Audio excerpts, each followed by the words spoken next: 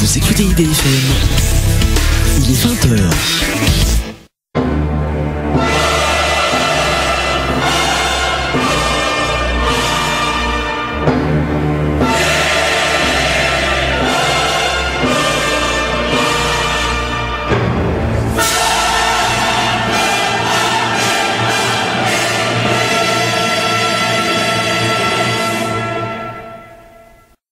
Tirer sur ces fils de chiens, lance-t-il alors, donnant ainsi le signal de début du massacre. Ces signaux lancés, les premiers coups de feu sont tirés par les militaires se trouvant au niveau du rond-point. Le surveillant de prison, que René a aperçu montant sur la colline, fait partie des premiers à tirer en direction du stade. Le massacre démarre aussitôt. Je vous laisse la parole, monsieur le journaliste d'investigation. Vous avez écrit des livres dont on parlera. Rwanda, 13 mai 1994. Un massacre français, point d'interrogation. C'est un massacre français ? Oui, c'est un massacre franco-rwandais. Le massacre du 13 mai 1994 à Bisesero. Bisesero étant une région de l'ouest rwandais. Si j'ai mis un point d'interrogation sur ce livre qui a été publié en mars 2012, c'est que je ne voulais pas empêcher le lecteur de faire le chemin que j'ai moi-même été amené à faire, et qui est justement de se poser cette question-là, de se persuader ou non de l'implication d'une certaine France, on va y revenir, dans le génocide et en particulier dans ce massacre. Aujourd'hui, les choses sont beaucoup plus claires encore qu'elles ne l'étaient en mars 2012, puisque l'enquête a continué.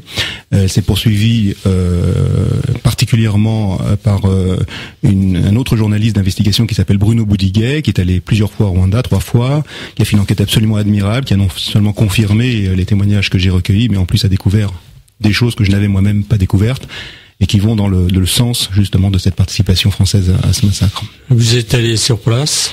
Bien sûr. Et on y voit quoi? On entend quoi? Au niveau, excusez-moi? On voit quoi? On entend quoi? Alors, quand on va sur place, comment ça se passe? Alors, c'est pour nos auditeurs, parce que bien sûr, on arrive, on parle quelques années après quand même là, donc dites-nous tout. Alors, je vais vous dire tout. On repart au départ. Ça marche. Alors, en fait, le Rwanda, ça fait quand même quelques années maintenant, et plus que ça que j'y travaille. Mais cette investigation a vraiment démarré en 2009. Donc, pour répondre à votre question, 15 ans après le génocide. C'est une enquête qui a démarré alors que je ne m'attendais pas à ce qu'une enquête débute. Il se trouve que, en interviewant un certain nombre de rescapés, ils m'ont ouvert une piste qui n'était jusqu'à présent pas consignée dans les livres, dans les articles ou dans les livres d'histoire.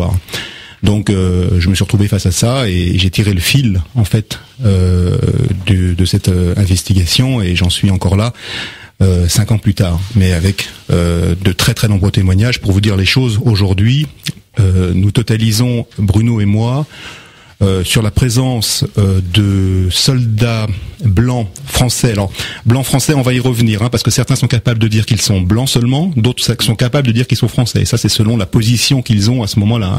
Un rescapé qui se fait tirer dessus, enfin un Tutsi qui se fait tirer dessus, lui ne peut pas savoir que celui qui lui tire dessus est français. Il peut simplement voir la couleur de la peau, tandis qu'un génocidaire, lui, est à côté. Il sait ce qu'il est.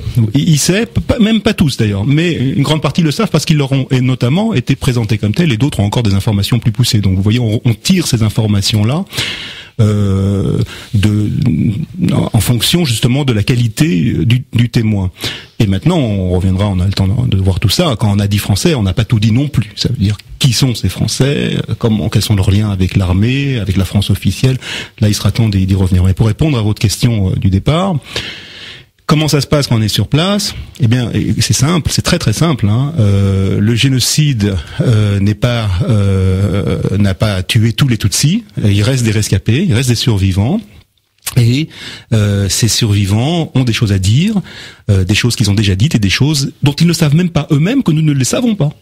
Donc c'est aussi ça qui est assez surprenant, c'est-à-dire que ils sont un peu étonnés parfois que un journaliste aient l'impression de découvrir avec une parole comme ça qu'ils ont dit au détour d'une phrase quelque chose qui les surprend à un point tel que qu'il a l'impression vraiment d'avoir enfin une information de la plus haute importance. Pour eux, cette information, elle est connue.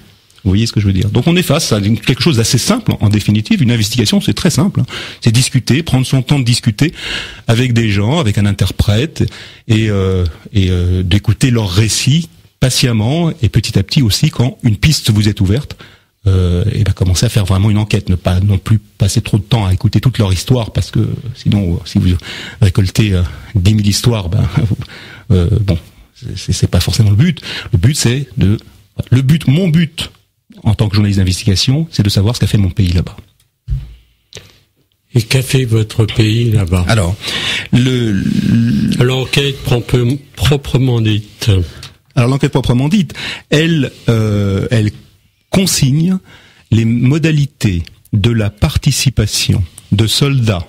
Donc je pèse tous les mots que j'emploie et on va y revenir si vous voulez, on reviendra dessus. De soldats blancs de nationalité française à un massacre qui, en une journée, en fait 2 jours, 13 et 14 mai, mais le maximum de victimes a été fait le 13 mai 1994, a fait 40 000 victimes civiles, Tutsis. Donc soyons bien clairs, je pèse mes mots, il s'agit de femmes qui parfois ont des enfants sur le dos, c'est comme ça, les témoignages sont aussi précis que ça.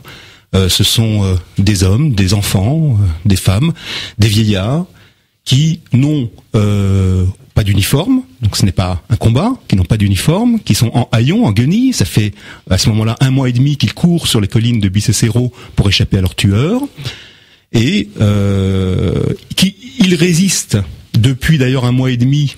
C'est pour ça que dans le prochain livre, on en parlera peut-être, que je sortirai d'ici en mois de mai, que je l'appelle Bicécéro, le ghetto de Varsovie rwandais. Si on verra le lien qu'on peut faire avec ça. Ils sont en train, c'est une véritable résistance, c'est la dernière poche de résistance au génocide perpétré contre les Tutsis du Rwanda. Au 13 mai, on peut considérer que, je ne sais pas quel pourcentage, mais un énorme pourcentage des victimes des Tutsis ont déjà été tuées, et que la dernière poche de résistance, dans la préfecture de Kibuye, qui est la préfecture de l'ouest du Rwanda, elle se fait justement dans ces montagnes-là. Pourquoi? Parce que de tout temps, il y avait déjà eu des exactions, des pogroms dans les années 60 notamment. Les Tutsis de la région avaient cette expérience que les Abacécéro étant les habitants de Bicécéro, savaient se défendre, étaient des combattants, avaient une organisation de défense, et donc fort de cette expérience, fort du conseil de leurs parents, l'ensemble des Tutsis qui ont, par chance, échappé au massacre dans les centres de regroupement de la ville de Kibuye, ont fui dans cette région-là où étaient réunis au moment où ils étaient le plus grand nombre, 50, 60 000, finalement, à peu près le nombre de juifs qui restaient dans le ghetto de Varsovie au moment de son soulèvement. Et ils se sont soulevés véritablement dans les montagnes de Bicécéro. Des soldats parlant français. Un soldat, ça obéit à un ordre? Bien sûr. Et vous faites bien de le dire. La responsabilité dans cette affaire-là ne saurait être circonscrite à quelques soldats. Elle est, pour répondre d'ailleurs, pour rebondir sur ce que vous venez de dire, ça obéit à des ordres et ça doit également désobéir. Donc ça, il faut jamais l'oublier.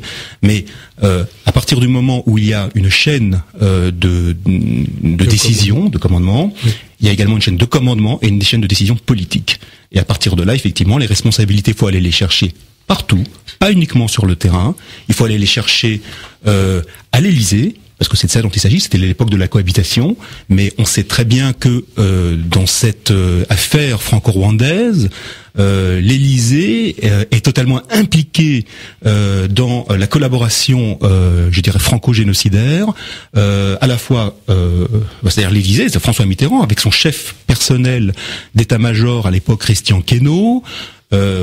Et donc, il nous faut vraiment déterminer chacune des responsabilités. Aujourd'hui, notamment, on parle puisque une plainte a été portée contre lui de l'implication du mercenaire Paul Baril dans cette affaire du génocide. Oui, Paul Baril a quelque chose à voir dans le génocide perpétré à l'encontre des Tutsis du Rwanda, et c'est très bien qu'il y ait une plainte contre lui, et il faut aller au bout de l'investigation et de la procédure pour justement ensuite continuer à voir, si lui a fait telle partie, quelle est la partie qu'a fait de son côté l'armée française en relation avec lui, puisque de toutes les manières, il n'a pas agi seul. Des pressions, des contradicteurs. Écoutez, oui, et il faut s'y attendre. Au niveau de pression, non, pas vraiment finalement. Une plainte du ministère de la Défense a été, mais là ça remonte à 2009, déposée contre une plainte contre X. C'est une vieille histoire parce que j'avais à ce moment-là utilisé une note confidentielle défense concernant donc qui n'aurait pas dû être rendu public, mais je ne l'ai pas rendu public, je l'ai simplement utilisé alors qu'elle était déjà publique. C'est une note qui correspond au compte rendu de l'opération Amaryllis qui, à partir du 8 avril, donc 2 jours après l'attentat, mentionne noir sur blanc que un ordre avait été donné de faire en sorte que les soldats français, que les médias qui étaient là pour couvrir l'opération Amaryllis d'évacuation des ressortissants occidentaux ne se rendent pas compte que les soldats français n'empêchaient pas les massacres dont ils étaient les témoins proches. Là, je vous la cite mot pour mot. Donc une plainte a été déposée. Depuis, le Nouvel Observateur, en avril 2009, avait fait une pleine page qui s'appelle La note qui accuse la France, et quelque part, les services étaient un peu tirés une balle dans le pied. On n'a plus entendu parler de cette affaire-là. Au niveau des contradicteurs, jusqu'à présent, je n'enregistre comme contradiction par rapport à l'enquête que j'ai menée et dont je me fais fort de publier d'une façon tout à fait transparente l'ensemble des interviews, que ce soit dans ce livre qui est paru en mars 2012, ou bien par l'intermédiaire d'un site web qui s'appelle d'ailleurs www.rwanda13mai1994.net. Il y a un certain nombre de vidéos, des interviews non coupées, parfois d'1h45 d'interviews. Ça peut être même un petit peu rébarbatif aussi, mais enfin c'est un souci de transparence. Donc à partir de là, sur cette base-là, vous savez, quand vous ne savez pas trop comment contrer une enquête suffisamment circonstanciée, vous vous attaquez à la personne. Ça s'appelle l'attaque ad hominem. Ça existe depuis que le monde parle, donc faut faire avec. Comment peut-on qualifier ce génocide? On parle de la Shoah pour le génocide perpétré contre les Juifs d'Europe. On lit dans la presse des termes tels que génocide rwandais. Oui, on lit beaucoup d'ailleurs dans la presse le terme génocide rwandais, et j'aimerais bien profiter de ma présence ici pour faire en sorte que les choses se disent autrement, parce que on ne parle pas de la Shoah en parlant d'un génocide européen. Ça n'a aucun sens. On parle du génocide perpétré contre les Juifs d'Europe. Maintenant, il y a un terme qui s'appelle la Shoah. Donc, l'équivalent pour le génocide perpétré contre les Tutsis, je viens de le dire, c'est le génocide perpétré contre les Tutsis du Rwanda. C'est simple. Alors, on le dit et on rajoute souvent et des Hutus modérés. Bon, de la même manière, on ne dit pas le génocide perpétré contre les Juifs et les résistants. Donc, quelque part, il y a un petit problème. Alors, maintenant, il faut rendre hommage à ces Hutus modérés. D'ailleurs, le terme Hutu modéré, moi, c'est quelque chose qui m'a toujours un petit peu surpris et que je trouve assez raciste, comme si on partait du principe qu'un Hutu par nature, c'était pas modéré. Ça veut rien dire du tout. Déjà, à la base, ça me convient pas. Maintenant, je pense que il faut leur rendre hommage à tous ces gens. Je pense particulièrement, parce qu'elle est elle est très connue, Agathe Uwilingiyimana, qui était la première ministre du gouvernement de transition dans le cadre des accords de Paix d'Arusha, et qui a été assassiné dans le scénario génocidaire au lendemain de l'attentat du 6 avril contre le président Habyarimana. Donc faut leur rendre hommage, faut pas les oublier bien sûr, mais je pense que ce seraient les premiers à ne pas vouloir qu'on appelle ça un génocide à l'encontre à vouloir par leur action quelque part relativiser le génocide perpétré à l'encontre des Tutsis. Les Hutus ces Hutus-là, dits modérés, et je vais arrêter de le dire moi-même, ont été tués dans le cadre du génocide. Ça faisait partie du plan, c'était dans le scénario, pour empêcher justement une contre-mobilisation de la population, pour empêcher notamment Agathe Uwilingiyimana de s'adresser à la population le 7 avril pour calmer les foules. Donc, je pense qu'il faut effectivement que seraient les premiers à ne pas vouloir servir à relativiser le génocide contre lequel ils sont battus. C'est le génocide perpétré à l'encontre des Tutsis du Rwanda et dans le cadre duquel, pour sa réussite, on a tué un certain nombre de Hutus. Humour et génocide. Il y a l'affaire Dieudonné, également des affaires d'humour relatives au génocide perpétré contre les Tutsis du Rwanda, par exemple. Oui, alors il y a eu deux affaires, dont une très récente qui est une affaire d'un sketch de Nicolas Canteloup, et l'affaire un peu moins récente, mais qui date de peut-être un mois maintenant. C'est une affaire concernant un sketch diffusé sur Canal+. Il y a eu une levée de bouclier de la part de la communauté rwandaise, de beaucoup de gens, qui n'ont pas accepté qu'on puisse ainsi rire du génocide. Alors, moi je vais avoir des propos un petit peu différents. D'ailleurs, je voudrais commencer par dire que quand vous avez des rescapés qui disent « nous ne supportons pas ça », je pense que il faut pas chercher à aller plus loin. C'est tout, ça c'est mon point de vue. Il faut pas chercher à aller plus loin. Il faut pas chercher nécessairement à vouloir, à tout prix, défendre le droit de faire de l'humour sur tout. Chacun fait ce qu'il veut. Mais je pense qu'on peut participer à défendre ces idéaux un peu ailleurs qu'à l'endroit où ça peut faire tellement de mal à des personnes qui ont tout perdu. Donc de ce point de vue-là, est-ce que c'est vraiment nécessaire de se battre contre eux absolument par principe? Ça c'est une chose. Et par contre, de mon point de vue maintenant, je n'ai rien personnellement contre l'humour dans les génocides. Ça ne me dérange pas. Je ne parle que pour moi. Mais je voulais être clair sur une chose. Quand Pierre Desproges faisait son sketch sur les Juifs, qui allait très loin. Je l'ai plus tellement en tête, mais enfin, il s'agissait notamment de quelqu'un qui minimisait un peu en rigolant la douche dans la chambre à gaz, la chambre à gaz. Enfin, là, ce qu'on a fait croire aux Juifs qui était une douche. Mais alors, c'est normalement, ça doit tous nous horrifier, un sketch pareil. Oui, mais le problème, mais la différence, c'est que le sketch de Desproges est présenté à un public qui a à ce moment-là absolument conscience de l'histoire. Donc il n'y a aucune ambiguïté sur les intentions de Pierre Desproges et sur le rire que son sketch déclenche chez les spectateurs. Tandis que le sketch de Canal+ est un sketch, et c'est ça qui moi me dérange, voilà, qui personnellement me dérange, est un sketch qui parle, alors pour vous la faire courte, il s'agit d'une parodie de Rendez-vous en terre inconnue, où le comédien Gilles Lelouch incarne un Français, on va dire moyen, qui est un peu indifférent à tout, qui se moque complètement de l'endroit où il est. Quand on lui demande où il se trouve, il regarde la personne en face de lui qui est un Tutsi rwandais, il voit qu'il a la peau noire, il dit ouais, on doit être au Sénégal. Bon, on voit bien le côté humour de ce sketch-là. Bon, donc d'ailleurs, le personnage incarné par Gilles Lelouch est tout à fait très bien incarné, très bien ancré. C'est un personnage grotesque, un personnage idiot, un égoïste, etc. Donc, a priori, le second degré devrait être assez clair et ne devrait pas avoir d'ambiguïté. Et pour finir, une femme française est venue dans ce sketch, une comédienne incarne une femme française dans ce sketch qui est venue pour adopter un orphelin et qui dit que voilà, le génocide n'est pas allé assez loin. Du coup, cet orphelin qu'elle avait prévu de ramener en France n'a pas à retrouver des proches à lui, et donc elle râle contre ce génocide qui n'est pas allé assez loin. Donc l'humour est très fort, très dur. C'est ça qui a choqué notamment beaucoup de gens. Moi, je me dis, c'est pas ça qui me choque. Ce qui me choque dans cette histoire-là, c'est que, contrairement encore une fois à l'histoire de Pierre Desproges, je ne sais pas quelles sont les intentions réelles de celui qui a écrit le sketch. Je ne sais pas quel genre de rire cela déclenche chez les spectateurs.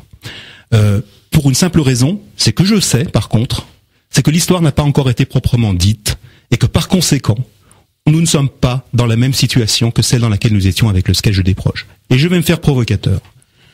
Canal+ est une chaîne qui est connue pour son impertinence.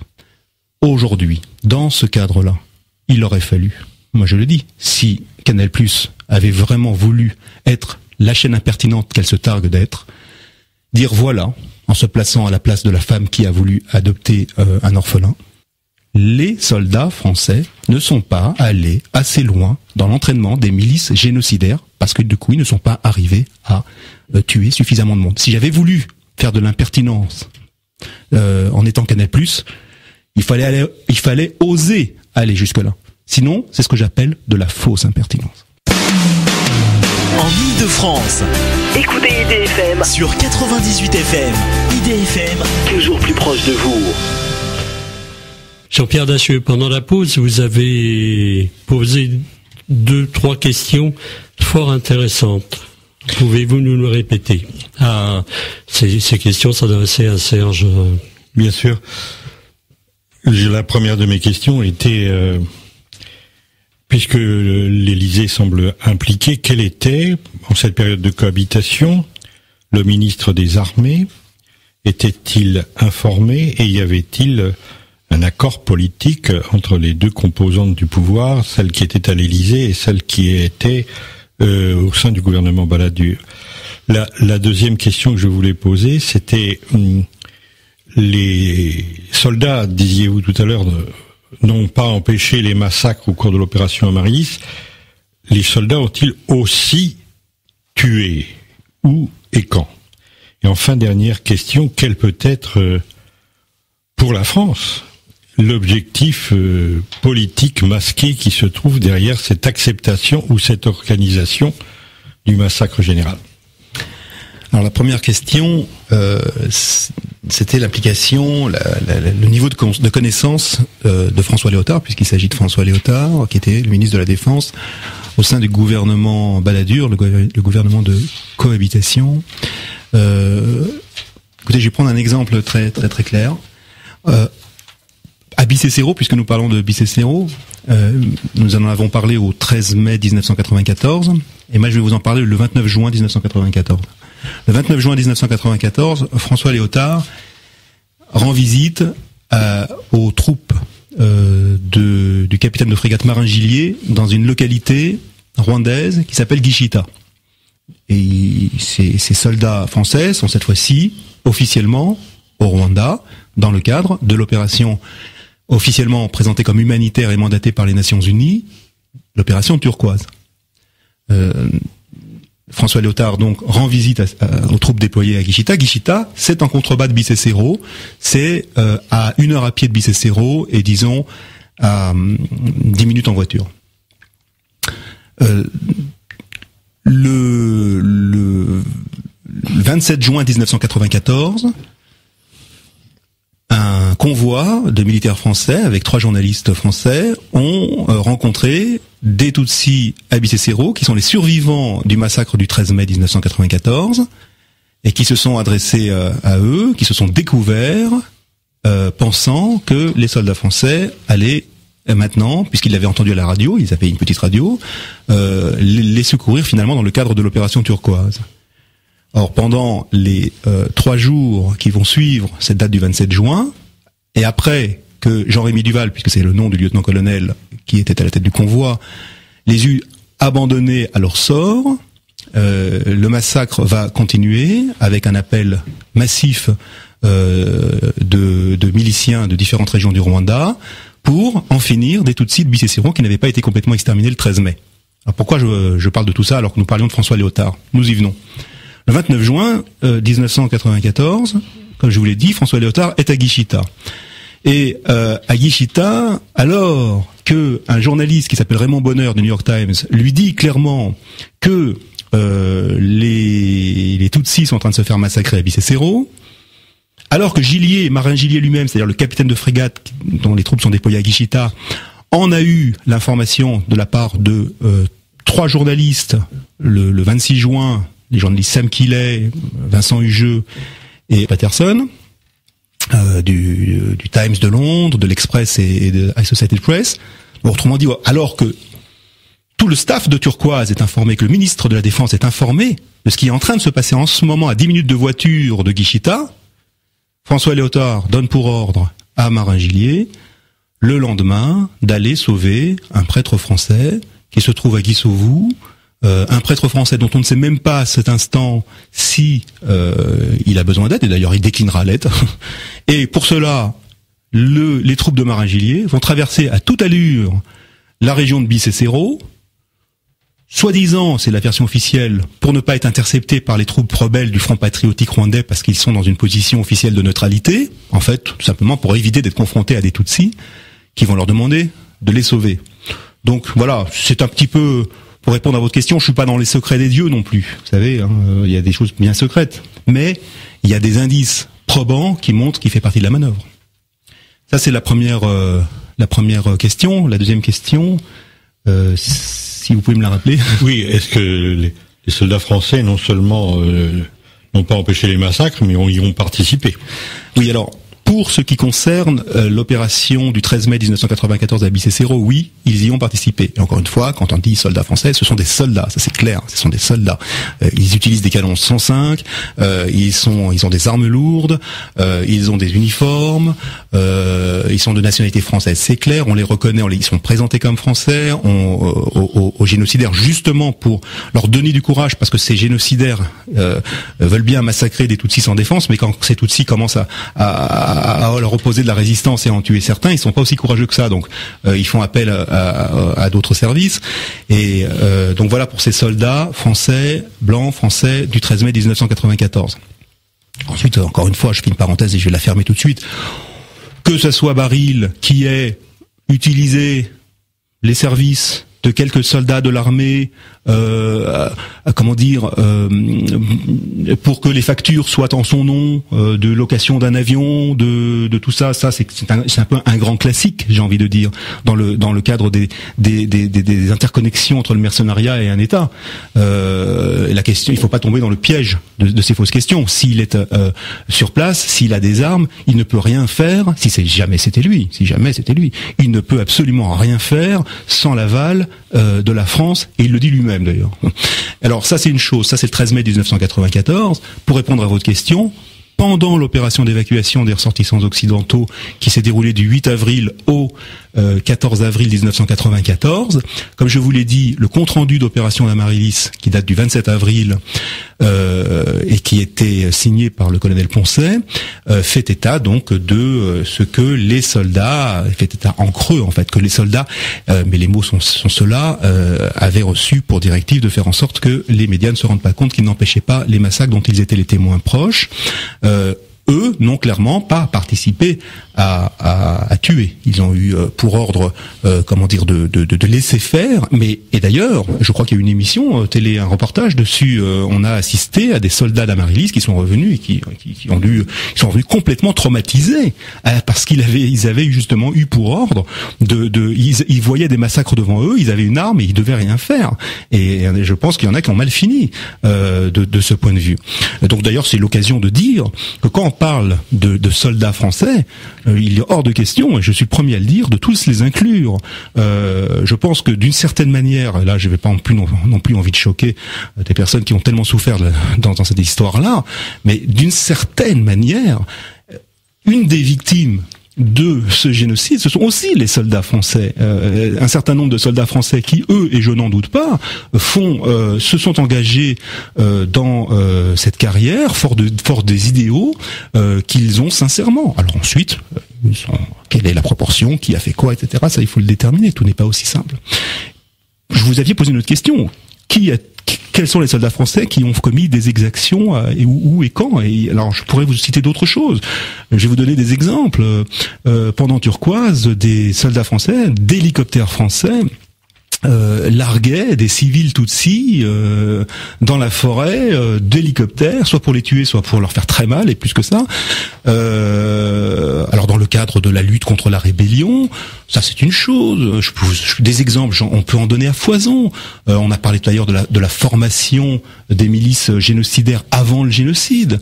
Là, je vais vous donner un exemple qui est absolument terrible. Et je me dis moi-même, je ne sais pas comment les auditeurs vont pouvoir réagir à ce que je vais leur dire maintenant, tellement c'est énorme. C'est que des soldats entraînaient les milices génocidaires et les ont, avant le génocide, et les ont entraînés sur des Tutsis.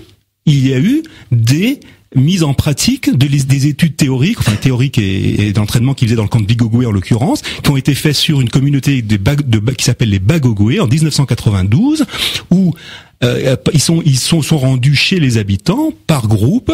Un sergent tape à la porte de chez un Bagogwe, un Mugogwe on dit en singulier, qui lui ouvre la porte, lui fait une clé de judo et demande à celui qui le forme de l'achever. Je suis désolé auprès des éditeurs d'avoir à vous dire des choses absolument horribles, mais d'un autre côté, je tiens également à les partager.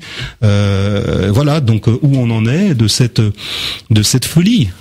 Ça, c'était la deuxième question. La troisième question, c'est vous m'avez demandé pourquoi. Et quel est l'objectif politique ? Eh ben, à cette question, je vais vous répondre, je n'en sais rien. Alors, est-ce que ça va vous suffire ? C'est-à-dire que j'ai fait une enquête sur le comment. Mais je n'ai pas fait une enquête sur le pourquoi. Le comment, je suis capable de vous le décrire. Tellement de témoignages qui se recoupent que on finit, moi et Bruno Boudiguet qui a poursuivi l'enquête, par avoir une carte assez claire de, en tout cas, ce qui s'est passé le 12 mai étant la préparation du massacre du 13 mai. Pour ce qui concerne le pourquoi, il nous faut spéculer. Et nous avons des pistes. Mais pour ce qui me concerne, je n'aime pas beaucoup la spéculation. Je suis vraiment un enquêteur de terrain. Et bon, je vais m'y risquer très rapidement.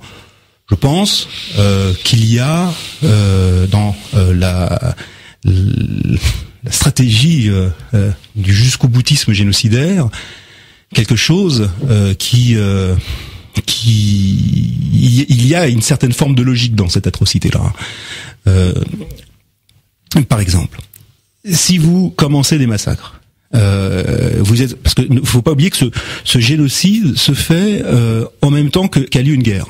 Donc c'est un génocide contre des civils parce qu'il Tutsis, mais également a lieu au même moment une guerre entre les forces armées rwandaises génocidaires et les Fronts patriotiques rwandais, qui est ce mouvement rebelle qui a tenté, qui est formé en grande partie des exilés Tutsis qui ont dû fuir les pogroms des années 60 et qui reviennent au pays par les armes, n'ayant pas pu y revenir par la voie amiable. Donc il y a ces deux choses-là. Et lorsque vous massacrez des gens, vous êtes capable de négocier un cessez-le-feu, par exemple, pour vous donner une des pistes. Vous êtes capable de négocier un cessez-le-feu contre l'arrêt des massacres. C'est ce qui a été fait. C'est ce qui a été fait, je crois, le 12 juin. Je crois que ça devait être le président Sindi Kouboabo qui, à Tunis, a proposé cette possibilité-là. Et si on prend une logique purement militaire, il y a une logique militaire à tuer des civils, même si ce que je dis, j'ai conscience de l'énormité de ce que je dis, mais en même temps c'est comme ça. Ça consiste à, c'est la politique de la terre brûlée, qui pour se battre contre une rébellion, vous tentez au maximum d'éliminer les témoins. Alors, d'éliminer les témoins, ça c'est vrai, ça c'est une chose essentielle, mais d'éliminer les possibles soutiens. Et l'endroit où on peut cacher des armes, l'endroit où on peut nourrir, cacher un rebelle, ça fait partie d'une politique assez commune en termes de combat contre une guérilla. Josiane, vous vouliez réagir sur la deuxième réponse de Serge, Patrick de Saint-Exupéry, qui a beaucoup travaillé sur le Rwanda, disait en 2004 qu'il avait analysé la façon dont les soldats français avaient formé les Hutus, en quelque sorte. Au Rwanda, la France a formé des groupes d'autodéfense, des formations de milices, des formes de guerre psychologiques, radio des mille collines, etc. Un quadrillage territorial, une structure de commandement, c'est-à-dire, continue Patrick de Saint-Exupéry, c'est-à-dire le pilier de la guerre révolutionnaire. Ce n'est pas une guerre de soldat à soldat, c'est la doctrine même de la guerre totale que la France a menée, comme en Algérie et en Indochine, la doctrine utilisée par l'armée rwandaise francophone contre le FPR Tutsi et anglophone qu'à réfugié en Ouganda. Et Védrine, qui était assez cynique dans son analyse, disait tout simplement, dans ce même document, nous étions obligés de sécuriser le plus possible les populations civiles, Hutus autrement dit. Après tout, le FPR, c'est-à-dire l'armée Tutsi qui venait de l'Ouganda pour récupérer son pays, avait moins le droit que la France de prendre le pouvoir à Kigali. C'est le propos de Védrine. Oui, je vais rebondir à ce que vous dites, Madame Asbero, sur Patrick de Saint-Exupéry, et je voudrais dire quelque chose. Patrick de Saint-Exupéry est un véritable précurseur de qui a initié énormément de recherches sur l'implication de la France dans le génocide, et à ce titre, il doit être salué pour véritablement son implication dans cette affaire. Mais je voudrais dire une chose, c'est que il doit être quelque part et dans une situation épouvantable, parce que quand on est le 27 juin, on revient à cette scène-là, il est avec le convoi de Jean-Rémy Duval devant des Tutsis, que Jean-Rémy Duval rebrousse chemin, qu'il se retrouve, lui et deux autres journalistes d'ailleurs, Christophe Boisbouvier et Dominique Garot, obligés d'abandonner ces Tutsis, comptant sur le fait que la France va venir les sauver, alors qu'en fait elle est en train de manœuvrer pour, finir le massacre, finir le travail, pour reprendre le terme génocidaire, qui n'a pas été fini dans les temps par rapport à l'arrivée de Turquoise, et qui se retrouve alors que qu'avec son cœur, il a voulu participer à faire en sorte que les soldats français, en leur demandant d'aller là-bas, remplissent leur mission, le mandat qui leur a été confié par les Nations Unies, à savoir sauver les civils, et qui se retrouvent finalement à avoir participé, mais piégé à une sorte de débuscage après coup. Ça doit être une situation. Et c'est d'ailleurs toute l'ambiguïté qu'il y a autour de cette relation entre les journalistes et les militaires, où les militaires utilisent les journalistes à des fins, ils sont instrumentalisés. C'est épouvantable. Je veux dire, je pense que ce qu'a vécu ce Patrick de Saint-Exupéry, tout le travail qu'il a fait, ce qu'il a vécu, c'est juste humainement quelque chose de terrible. Je suis pas sûr qu'on imagine à quel point ça doit être compliqué à gérer humainement, de vouloir faire le bien et de se retrouver dans une situation où on a contribué, parce qu'on a été instrumentalisé d'une certaine manière, à avoir fait que des centaines de civils ont été tués. Serge, on décerne ces prochains jours la Légion d'honneur à Péan. On est en droit de se demander si c'est pour service rendu. Oui, Pierre Péan a été, on parlait de Védrine tout à l'heure, je le considère comme la plume de Védrine dans cette affaire rwandaise. Il a écrit notamment un livre à l'époque en 2005 qui s'appelle Noir Fureur Blanc Menteur, dans lequel il épousait la thèse du juge français Jean-Louis Bruguière, qui avait été mandaté pour faire une enquête sur les circonstances de l'attentat du 6 avril 1994 contre le président Hutu Juvenal Habyarimana, qui était la première scène, j'ai envie de dire, du scénario génocidaire. Il fallait que c'est comme ça que ça a fonctionné en fait. Un attentat prévu par ceux-là même qui avaient prévu également de faire le génocide, tout en le faisant passer pour une colère populaire spontanée de la population Hutu, qui aurait voulu venger son président. Or, en fait, ce n'était que plusieurs événements que l'on a déclenchés les uns après les autres, en faisant passer un événement ultérieur pour la conséquence non prévue du premier. Et donc il épouse cette thèse-là de l'implication dans l'attentat de l'actuel président du Rwanda, Paul Kagame. Et il a été depuis le début de tous les combats, mais depuis toute la thèse mensongère du juge Jean-Louis Bruguière a été déconstruite par son successeur, le juge d'instruction français Marc Trévidic, qui est allé au Rwanda et qui lui a fait une vraie enquête. Il faut quand même pas oublier que le juge Bruguière n'est jamais allé à l'endroit du crash de l'avion, qui était quand même censé être l'endroit où il fallait y aller pour commencer à faire une enquête sur un crash. Bon, donc lui très vite dit que lui il y allait. Il est allé avec des experts en acoustique, en accident aérien. Je n'ai plus tout ça en tête. Et son rapport est très très clair et très scientifique et conclut au fait que les missiles qui ont été tirés les 2 missiles qui ont été tirés sur le Falcon présidentiel le 6 avril 1994 ne venaient pas, je ne vais pas rentrer dans tous les détails, de la région Masaka, qui était la région dans laquelle était censé être le FPR, qui en plus ne pouvait même pas être dans cette région-là, mais venait du camp Kamambé, et le camp Kamambé, c'est le camp précisément où étaient les forces armées rwandaises et les soldats français. Et ça, c'est basé vraiment sur une enquête très très très scientifique. Moi-même, pour la petite histoire, j'ai fait une école d'aéronautique, je suis ingénieur à la base dans une ancienne vie. Donc j'ai parcouru ce dossier complètement, et scientifiquement, ça tient la route. Vraiment, ça tient la route. Et donc voilà, cette enquête a été complètement déconstruite. Logiquement, Pierre Péan, on ne devrait plus jamais l'entendre parler sur le Rwanda. Tous ces gens qui ont participé à entretenir la confusion dans l'opinion, on ne devrait plus avoir un mot à dire sur le Rwanda. Bon, on va lui donner la Légion d'honneur. Pour service rendu, effectivement, peut-être, hein, je ne sais pas, mais bon, en tout cas, j'ai quand même ajouté une chose dont je ne suis pas peu fier.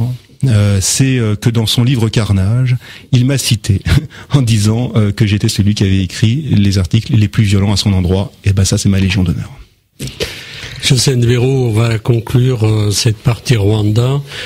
Vous allez nous lire un texte de Serge, là, enfin tout le moins un extrait de son livre. Bicicero, Ghetto de Varsovie, rwandais. Et on passera à une pause musicale tout de suite après. Ça s'appelle Si tu crois. Et c'est un livre qui sortira, donc Bicicero, le Ghetto de Varsovie rwandais, en mai prochain. En mai prochain, et je pense que nous serons nombreux à le lire. La première partie du massacre du stade s'achève vers 6 heures du soir. Puis les militaires prennent la direction de Bicicero. Les Interamwe, eux, restent sur place pour surveiller les abords de l'enceinte sportive, de laquelle montent de très nombreux cris, poussés aussi bien par de petits enfants que par des adultes. Les gendarmes entourent toujours le lieu du massacre. Gare aux survivants qui tenteraient de prendre la fuite au cours de la nuit. C'est avec des tiges de bambou taillées en pointe qu'ils les attendent pour les tuer.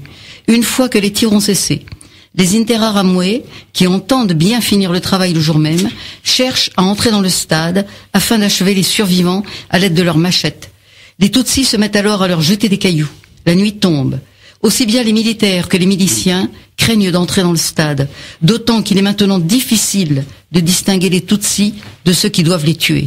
Ils décident donc que les milices, venues en renfort avec leurs armes traditionnelles, machettes et gourdins, aussi bien de Sigangugu que de Ginessier, restent tout autour du stade. Ainsi, pense-t-il s'assurer qu'aucun Tutsi ne parviendra à s'échapper. Pour finir, simplement, je voudrais également rappeler que Bruno Boudiguet, qui poursuit l'enquête que j'ai initiée au Rwanda, sort également un livre fin mars, début avril, qui s'appelle Vendredi 13 à Bicicero. Et croyez-moi, c'est un livre sur l'enquête qu'il a réalisée, c'est passionnant.